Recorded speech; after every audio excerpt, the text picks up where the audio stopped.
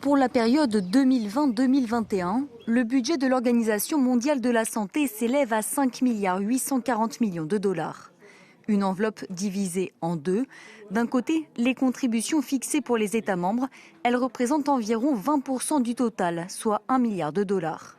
De l'autre, les contributions volontaires financent les 80% restants.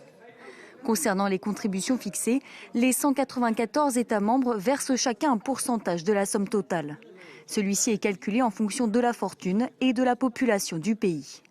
Cette année, les premiers contributeurs sont les États-Unis, à hauteur de près de 116 millions de dollars, suivis de la Chine, du Japon et de l'Allemagne. Pour les contributions volontaires, celles-ci peuvent être versées par des États membres, mais aussi des organisations internationales, des ONG, des acteurs publics ou privés.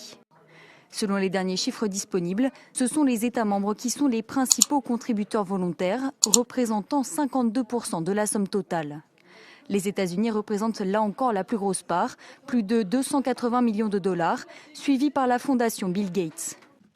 On ne sait pas encore quelle partie de leur contribution les États-Unis prévoient de retirer, mais en coupant leur financement, ils pourraient contraindre l'agence à licencier du personnel et à être moins présente sur le terrain, par exemple pour fournir des médicaments dans des pays à faible revenu.